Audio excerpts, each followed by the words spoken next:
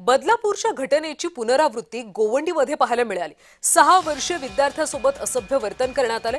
शाळेमध्ये काम करणाऱ्या 45 वर्षीय नराधम शिपायाने हे कारनामे केले। मुंबईच्या गोवंडी इथल्या नामांकित शाळेतला हा घृणास्पद प्रकार आहे। आरोपी शिपाई राजेश महाकाळला आता अटक करण्यात आली। आरोपी रिकाम्या खोलीत विद्यार्थ्यासोबत गैरवर्तन करायचा। गोवंडी पोलीस या प्रकरणाचा अधिकचा तपास करतात। आणि नेमका काय प्रकार घडला या संदर्भात अधिकची माहिती घेऊयात। आमच्या प्रतिनिधी ज्योत्स्ना गंगणे सध्या आपल्या सोबत आहेत। ज्योत्स्ना, अतिशय धक्कादायक असा सगळा हा प्रकार आहे। हा प्रकार नेमका उघडकीस कधी आला आणि पालकांनी या संदर्भात तक्रार केली आहे का?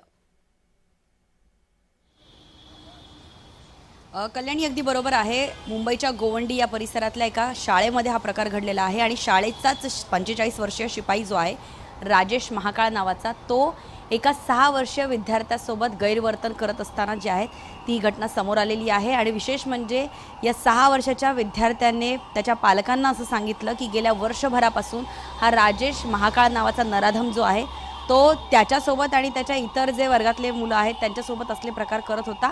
आणि शाळेच्याच एका रिकाम्या पडलेल्या खोलीमध्ये जी अडगळीसाठी ठेवण्यात आलेली होती त्या रिकाम्या खोलीमध्ये अडगळीच्या जागेवरती राजेश महाकाळ जो आहे तो या 6 वर्षाच्या विद्यार्थ्यासोबत गैरवर्तन करत होता। या विद्यार्थ्याला त्याने धमक्यासुद्धा दिल्या होत्या आणि कोणाला सांगू नको असं सुद्धा सांगण्यात आलेलं होतं। मात्र हा लहान चिमुरडा जो 6 वर्षाचा आहे तो खूप वेळा घाबरलेला होता। त्याने अनेक वेळा जे आहे ते सांगण्याचा प्रयत्न केला होता, पण राजेश महाकाळ हा जो नराधम आहे तो सातत्याने त्या विद्यार्थ्याला जो आहे तो धमकी द्यायचा। आणि एके दिवशी याच 6 वर्षाच्या लहानग्याने जे आहे त्याच्या घरी तर हा प्रकार सांगितलाच, मात्र त्याने त्या 6 वर्षाच्या चिमुरड्याने हे सुद्धा सांगितलं की गेल्या अनेक महिन्यांपासून राजेश महाकाळ त्याच्यासोबत असं असभ्य वर्तन करतोय। इतकंच नव्हे तर शाळेतल्या इतर मुलांना सुद्धा तो अडगळीच्या खोलीत जो आहे तो घेऊन जातो।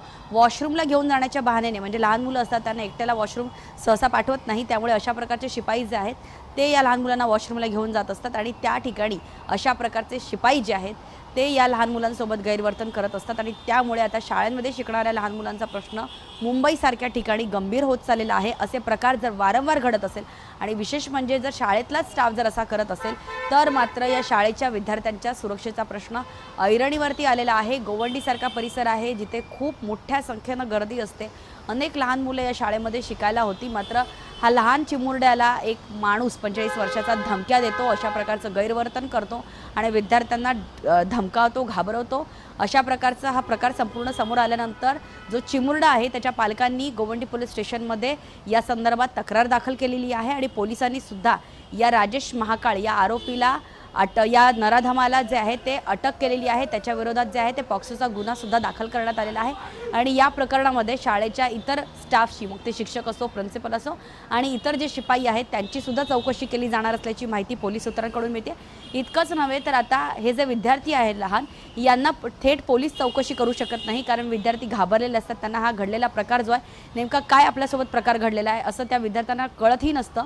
अशा या भेदरलेल्या लहान चिमुरड्यांसाठी जे आहे ते आता शाळांकडनंच आणि प्रशासनाकडनं, पोलीस प्रशासनाकडनं जे आहे ते आता सायकोलॉजिस्ट नेमण्यात येतील आणि हे सायकोलॉजिस्ट जे आहेत ते या लहान मुलांची चौकशी करतील। त्या लहान मुलांना विश्वासात घेऊन जे आहे ते या लहान मुलांची, म्हणजे शाळेमध्ये फक्त तो जो विद्यार्थी, पीडित विद्यार्थी फक्त त्याचीच नव्हे तर शाळेत असलेल्या इतर विद्यार्थ्यांची सुद्धा जी आहे ती या सायकोलॉजिस्टकडनं, लहान मुलांच्या सायकोलॉजिस्टकडनं चौकशी केली जाईल। आणि त्यानंतर हा राजेश महाकाळ हा एकटाच या प्रकरणामध्ये सहभागी होतात की इतर त्याचे शिपाई किंवा इतर त्याचे जे सहकारी ते सुद्धा सहभागी होते का? ज्योत्स्ना, सध्या राज्यभरामध्ये अत्याचाराच्या घटना घडतायत, त्यामुळे यावर आता काहीतरी ठोस पाऊल उचलणं गरजेचं असंच आपण म्हणू शकतो। धन्यवाद ज्योत्स्ना माहितीसाठी।